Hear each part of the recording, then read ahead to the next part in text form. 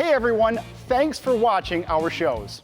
We want to hit 1 million subscribers, so we'd love for you to help us out, hit that subscribe button, and get us there. And make sure to follow us on Instagram to stay up to date with the latest giveaways and contests. Now stay tuned for more tech that you can use. Just because your engine can make big horsepower doesn't mean it will make big horsepower. Today on Engine Power, we clear up some common myths and find out how to get some big power out of our 408 Windsor.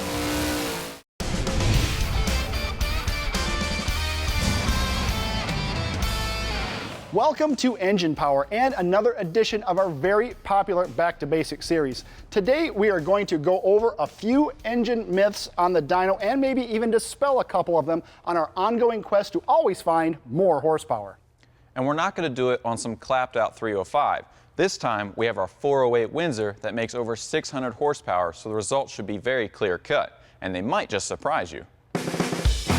Here are the myths we are going over today. Myth 1, cold versus hot lash settings. Myth 2, air cleaner restriction. Myth 3, accessories rob excessive horsepower. And myth 4, header sizing. Our first myth is one we get a lot of comments on and is commonly confusing to some, but in reality it's very simple. Cold versus hot lash settings. When you get a new solid lifter cam, whether it's either a flat tappet or a roller, it comes with a cam card with a lash setting, but that lash setting is for the engine at operating temperature, hot lash. It is a common misconception that when the engine heats up, some of that lash is taken up by the heat, but in fact it is the direct opposite. As engine temperature increases, the clearances enlarge, increasing measured lash.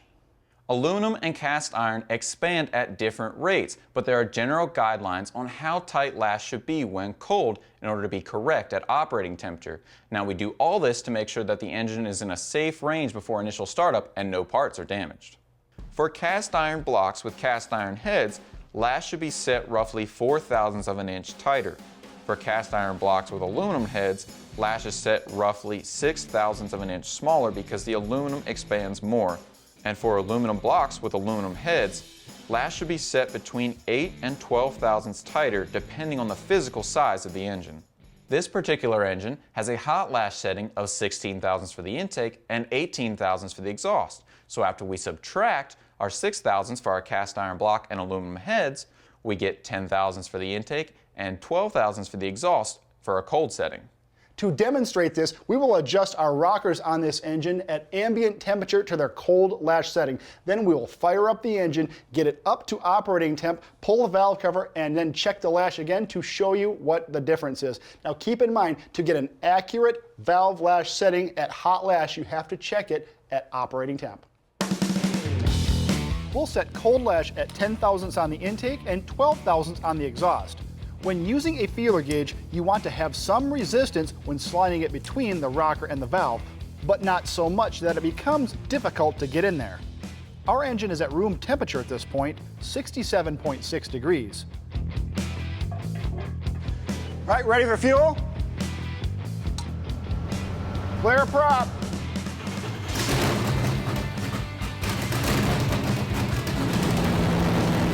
After warming up the engine for several minutes to operating temp, the valve train is now over 200 degrees Fahrenheit.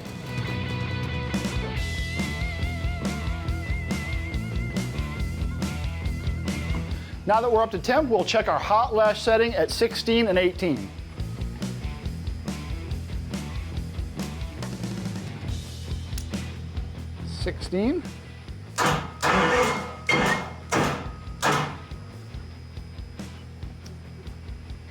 Tight 18. I mean, I'll give you a thou on that one, but just to compare, we're going to stick our cold lash settings back in there and see if they are tighter or looser. Here's our cold setting, 10.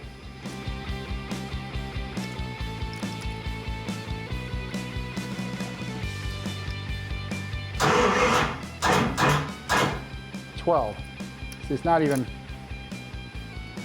a little on the loose side there. Now this is something you can absolutely check for yourself if you have something you can set lash on. Set your lash, heat it up, and recheck it while it's hot. You'll find out what the truth is. Up next, When choosing a set of headers, you often have to make compromises, but those compromises can kill some horsepower.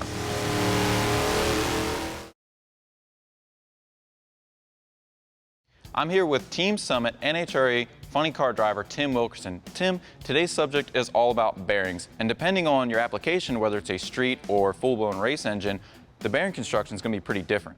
Yeah, Frank, you know, street versus racing, materials are going to be different. You're going to have some coating differences. Yeah, it's going to be real evident in the cost of that bearing. So let's talk about the difference in construction between a race and street engine. Well, basically, we'll start with the race engine since that's more up my alley. This race bearing is going to be much more rigid. It's tougher. It works in a different environment than your street motor. So it has to endure much harsher conditions, so it's going to be a little bit more rigid, is what you're saying? Sure. Yep. And your stock bearing, it's living a long life, isn't it? We're trying to get that thing to a couple 100,000 miles. So Tim, what's the benefit of a coated bearing like we have here? Well, I think, frankly, that's really evolved from cold start problems. That's really helps with lubricity. Oil gets through there easier. All that's going to work better. Let's talk about installation and what important steps you have to take when you're trying to make your bearings last a long time. Well, first it starts with your housing bore. You're going to have a quality machine shop make your housing bore correct. You keep it good and clean. That makes that installation flawless. Okay, so picking the right bearings and having everything sized properly and clean is really important when you're installing your bearings. Yep, that's probably the key. You know, Frankie, the good thing about all that is the folks at Summit Racing, they offer a bearing for virtually every application, street to race. The next topic we're going to discuss is header sizing.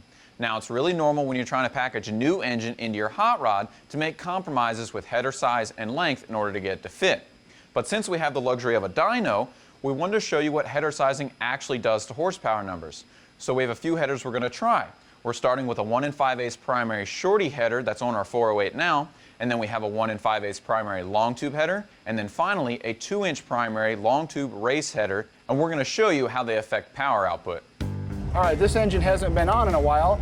Last time it was on, made 600, well, in excess of 600. Yeah, over. I can't remember what we've done to this carburetor. I think we might have leaned it out a little bit, so we're going to go real easy on this pole and go 4,500 to 7,300 per second. Easy, yeah.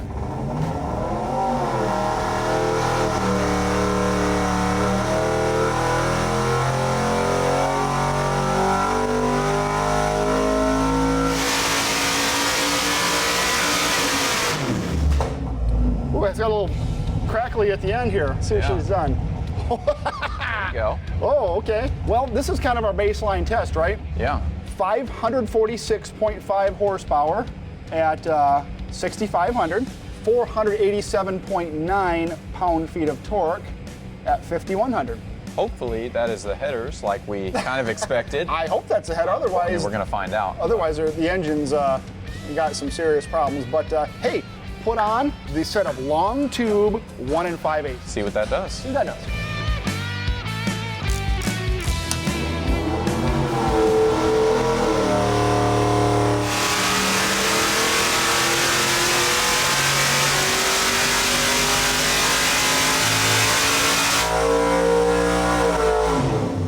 Sounded better, and I think it printed some better numbers too. 551 horse, not much bigger on the power, but look at the torque, 508.8 at 4,800, better everywhere. Really, really better down low. Not so great up top as far as a lot more, but still cracked 500 for torque, which that's big. Before it was 487, now it is 508.8. So, yeah. Okay. That's pretty commonly held that long tubes are better for low-end torque. Yep, so better for torque, I would agree with that. Definitely agrees with that. Yes, and now we didn't change primary size, so power is power. So going from a 1 5/8 inch long tube to a 2-inch tube race header, what do you think it's going to do? I mean, you'd think it would help, but that's kind of why we're doing this test, to find out. Yes, so. yes. Yep.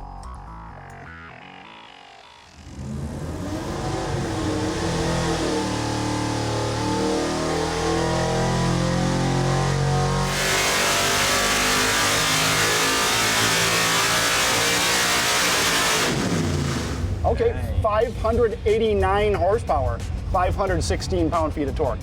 So 43 horse in headers. Yeah. That's crazy. That's pretty cool though. That does show that, well, headers are a restriction when they're size drawn. Again, when you had the headers on before and it ran fine, and you say what the difference between 546 and 589, big on a dyno, on a car that just you put it in, just burns the tire off. I don't know if you'd even see that unless you're on a drag strip and you dead hooked it with a slick or something like that. Back-to-back tested. Or back-to-back tested it, right? Now the question is, why isn't it making 600? Well, here's the thing. Last time we ran this engine, there's no EVACs on it, right? We ran it with EVACs before. We had an electric water pump on it, and it was razor tuned with that carburetor.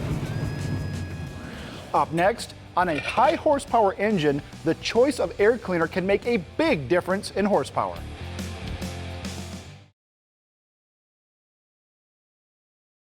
Now we're going to move on to our air cleaner test. If you remember, we did this exact same test on our worn out 305 small block Chevy with some lackluster results, all because the engine simply didn't make enough power or flow enough CFM to make a huge difference. We used an OEM style air cleaner, a hot rod style air cleaner with a small element, a low profile 10-inch, and a 14-inch with a flow through top. Now, this engine makes almost triple the power of that small block Chevy, so it's going to be interesting to see what it does for power. Hopefully it'll be a little more dramatic, but there's only one way to find out.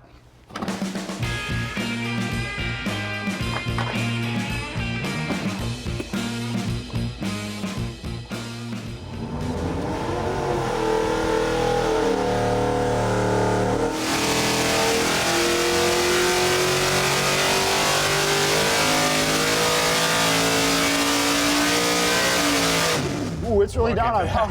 Yeah. It is really down on power. Wow. 509.4 horsepower, 80 horse. Oh my gosh. Now, I mean, I'm not super surprised, but I did not think it was going to be that. Filtering air is important, but not that important. Oh my gosh. The manifold vacuum literally went from 1.3, 1.4 wide open to 4.8. So we just, it's like shoving a shop rag in the air cleaner or whatever. Now the hot rod ear, like the T-bucket / little tiny air filter element one, let's try that one next.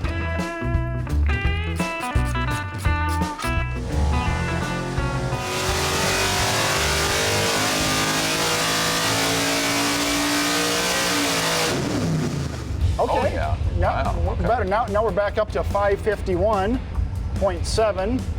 503.9, 5100. Yep. Definitely better. Manifold vacuum's way back, not way back down, but down. Well, it went from 4.8 to 2.8 to 2.7, somewhere in there. Definitely an improvement. It goes to show that the higher the horsepower, the more of an effect that the restriction will be. Yeah. It's getting better. Now we're going from the absolute worst to hopefully the best. So next one will be that 10-inch air cleaner. So cool. Dyno days are the best days. You realize that? This one's a little bit bigger, but it's also a little bit shorter, I think. So I don't know. This is the beauty of this. We have this spectacular test equipment. Yeah, just find out. So we can learn all this stuff. Here we go.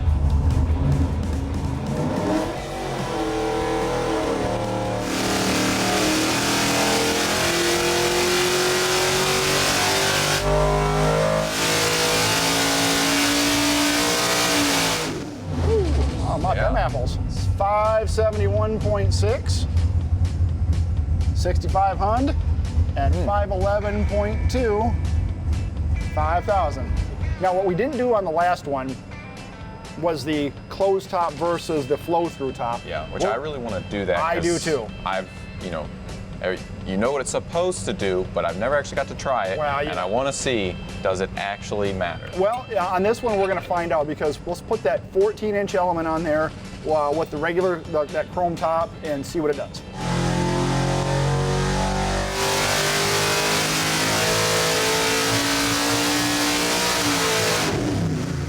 Made a 581 at 60, it's 5,600, peak torque 514 at 5,000. So manifold vacuums back down to 1.3. So manifold vacuums down to something that's kind of normal. So that's exactly what should happen. So it'd be interesting when we compare everything to see where everything ends up, right? All right, go put that open top on there. Yeah. And I want to try this. I've been waiting a long time to try this. see what the flow through top does. Yep.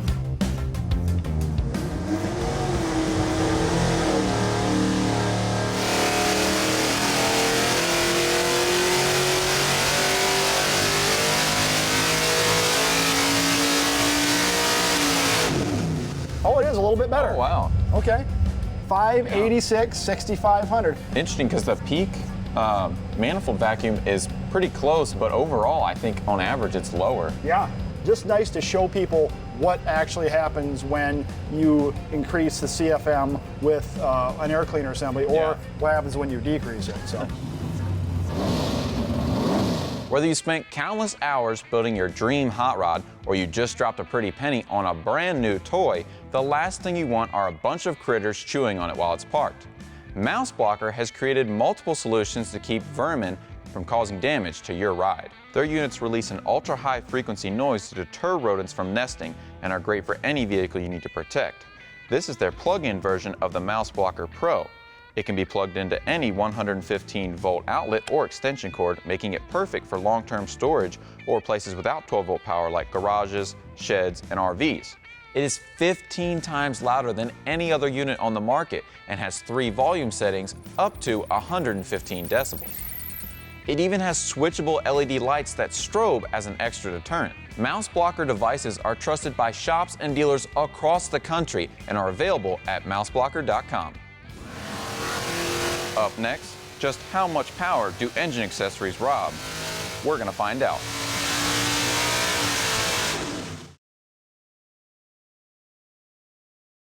The next topic we're going to discuss is whether or not accessories rob excessive amounts of horsepower. Now we know they take some because they create resistance, but since we have a dyno, we'll be able to measure that difference even if it's a small amount. This entire time we've been running a mechanical water pump, and we've had an alternator that's not hooked up, using it simply as a tensioner. But now we're going to wire it up. We are hooking everything up to charge this dead battery, and that will create amp load on the alternator, and we will be able to measure the difference, if any, on our power output. After that, we'll take the mechanical water pump and alternator off and put this electric water pump on in their place and see the difference. All right, so we're going to charge a battery and make a pull to see if the charging affects power. All right, we're charging 1467-ish. Okay.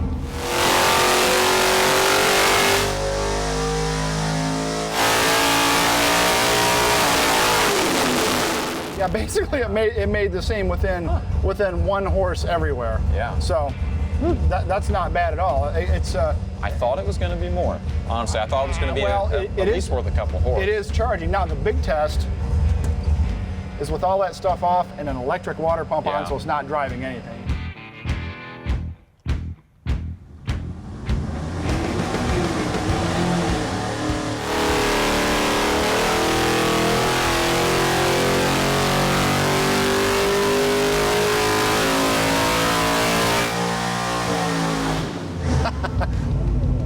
We're gonna see. I thought I saw something cool. Yeah.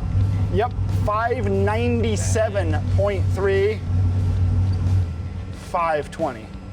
I guess I'd believe that.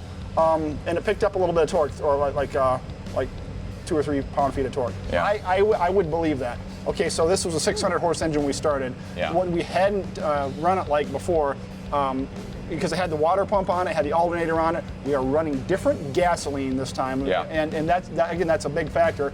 It's a different time of year. There's a whole bunch of different conditions that the engine was not in now that it's in. But on a 600 horse engine, we weren't doing it because we're trying to make a number. We were doing it to compare what happens when you change these components. Yeah. Now that's a pretty big change, and it probably would have been a little different. Like our ratio before for our water pump was around 1-to-1, and they make different ratios, underdrive and overdrive. Sure, you can underdrive the pump. It takes a little bit less drag to run it. So. Wow. But still, that's not something you'd feel, but still, for numbers, decent jump. That was not probably something you feel again on the street. Yeah. But you will obviously, that would show up if you had your car dialed in right on a drag strip or a track. So on a scientific test where we have the correct equipment to do it and we have a controlled test condition, we can actually show results. Yeah. This was a lot of fun. I like these because I've never got to do anything like this before. Never had a dyno to play with. I mean, you kind of did in racing and stuff, but I'm not as old as you, so I've never had this. I've never had this experience. This is fun. I literally have hunting boots older than you. So, the big thing with engines is eliminating friction because that frees up horsepower. It doesn't make horsepower, it frees up horsepower. And so there's a lot of things in the racing world that we've done to eliminate friction and eliminate pumping losses. Yeah. So those are two things that we are going to go over in the future. So, cool. Hey, nice job. Yeah. So, what did we learn today? Despite the popular misconception, valve clearance does not decrease as the engine reaches operating temperature, it increases. Keep this in mind when setting either hot or cold lash.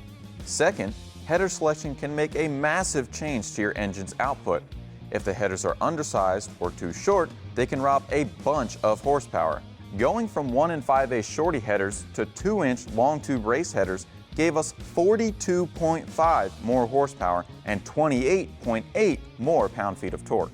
On a lower output engine that doesn't require a lot of air, your choice of air cleaner probably won't change the power numbers a lot. But on a higher output engine, like our 408 Windsor, it matters. Swapping out the OEM style unit with a 14-inch flow-through top air cleaner netted us 76.9 more horsepower and 23.3 more pound-feet of torque. Assuming they are in good working order, engine accessories can rob some, but not a lot of power. Even when charging a battery at over 14 volts, the alternator had almost no effect on engine output. The water pump made a noticeable difference. Running a mechanical water pump off the accessory belt, we saw an 11 horsepower decrease compared to the electric water pump we ran later. These are some easy things to remember when choosing parts for your next engine project. And for more information on anything you've seen today, visit PowerNationTV.com.